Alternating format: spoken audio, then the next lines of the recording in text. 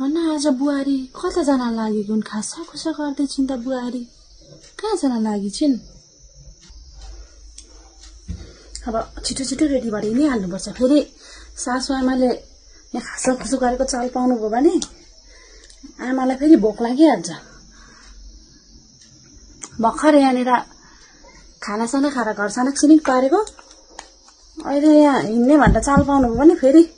खाजा नदिकिन जान मिल्दैन भोक लागिहाल्छ आमालाई ऊ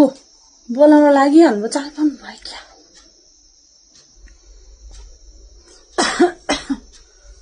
बुहारी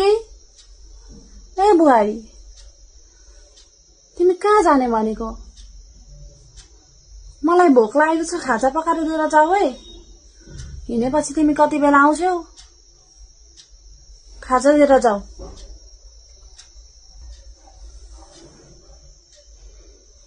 सुनिन् त होला नि होइन यस्तो बिस्तारी बोलेको पनि कसरी चाल पाउनुहुन्छ है मम्मीले चाहिँ के भन्नुभएको आमा खाजा खानु हुने भर्खर त काम सक्दैछ के खानु हुने त खाजामा चाहिँ चिया पकाएर ल्याइदिन्छु ल आमा आमा चिया लिनुहोस् अब जाम आमा म के भ चिया त ल्याइछ्यौ यो चियासँग चोबेर खाने एक दुईवटा बिस्कुट ल्याइदिएकी भए हुन्थ्यो जाऊ न ल्याइदेऊ बुहारी एक दुईवटा बिस्कुट डाक्टरले खाइ गर्नु भनेको छ बिमारी भएकोदेखिको खाएर नै जाति हुनुहुन्छ तपाईँ खानु भन्नु भएको छ ल्याइदेऊ त डाक्टरको कुरा त मान्नै पर्यो लु जाऊ बुहारी ल्याइदेऊ हुन्छ आमा हस् म ल्याइदिन्छु नि बिस्किट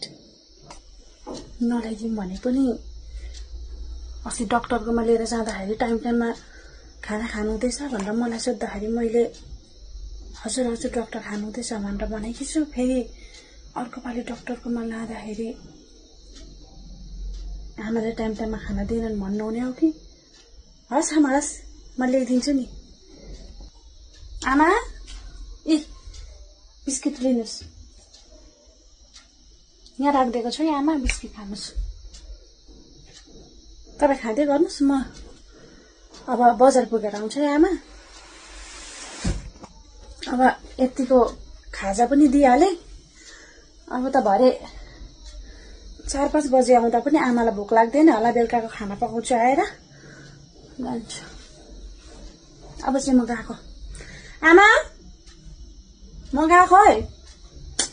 फेरि के भएछ किन बोलाउनुहुन्छ फेरि हजुर आमा किन बोलाउनु भएको म त हिँड्न लागेकी थिएँ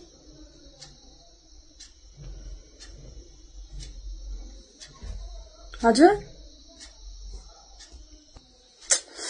कति खाँदा पनि नगाउँदो रहेछ फेरि फ्रुट्सहरू खानु भने अरे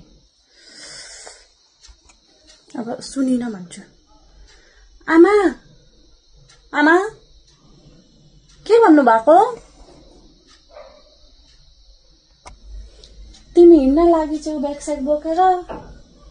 अलिकति एप्पलहरू त्यो स्याउहरू दारिमहरू काटेर देखि भए हुन्थ्यो भनेको थिएँ त्यति दिएर जान्छु भने देऊ न है बुहारी म यहाँ बस्दै गर्छु ल्याइदेऊ है म त वाक्कै लाग्छ कति पनि खानु पर्दो रहेछ हामीलाई त एकखेप खाएपछि त घरिघरि रुच्दैन त यो बुढाबुढी हुनु चाहिँ अब लगिदिनु त पर्यो काटेर खानुहुन्छ होला नि अब एकदिन लगिदिएपछि चाहिँ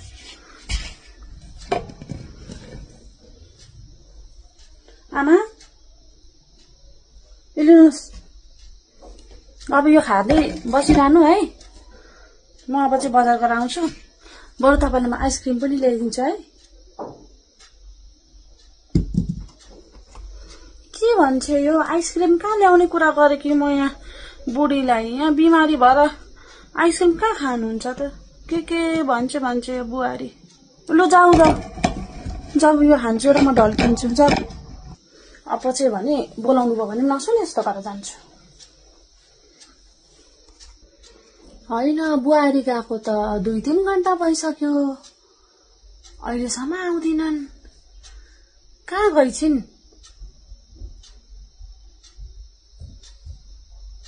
कहाँ गइन् कोनी यत्रो बेरसम्म ढिला भइसक्यो मलाई भोक लागिसक्यो खाना कसले पकाउँछ कहाँ गइछिन् ए आमा त सुति पो सक्नु भएछ त आमा म आएँ त बजारबाट आमा निदाउनु भएको निदाको होइन नि बुहारी के निन्द्रा आउँथ्यो तिमीले के गर्दिरहेछौ भनेर यहाँ निदाको जस्तो गरे कि ल अब साँझ पऱ्यो भात पकाऊ अनि दबाई खानुपर्छ जाऊ किचनमा गएर भात पकाऊ हस् हुन्छ आमा म खाना पकाइहाल्छु है किचनमा गएर ल जाऊ बुहारी त पाकी छु मैले रिसाउँदिनन् केही भन्दा पनि हिँड्न ठिक्क परे कि बजार सबै रेडी भएर खाजा देऊ भोक लाग्यो भनेको सबै कुरा दिएर गइन् हामीले बुहारी भनेर होइन छोरी जस्तो गरेर हामीले बुहारीलाई राख्न सक्यौं भने हामीलाई बुहारीले वचन कहिले फर्काउँदैनन्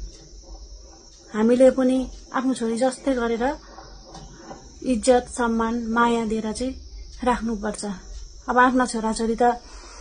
छोरीहरू बढेका अर्काको घर गइहाल्छन् नजाने होइनन् त्यही भएर बुहारी र छोरी एउटै हो भन्छन् नि त्यो चाहिँ सासू ससुरा अनुसार पनि हुन्छ मेरो बुहारीले देख्नुभयो तपाईहरुले एउटा वचन लाइनन् अब उसको मनमा त के छ थाहा छैन तर मैले जे काम गराउँदा मलाई वचन नलाइकिन दिन्छिन् मेरो अगाडि भनिनन् भने भइगयो यति भए पुग्छ बुहारी त मैले पाकी छु असल खालकी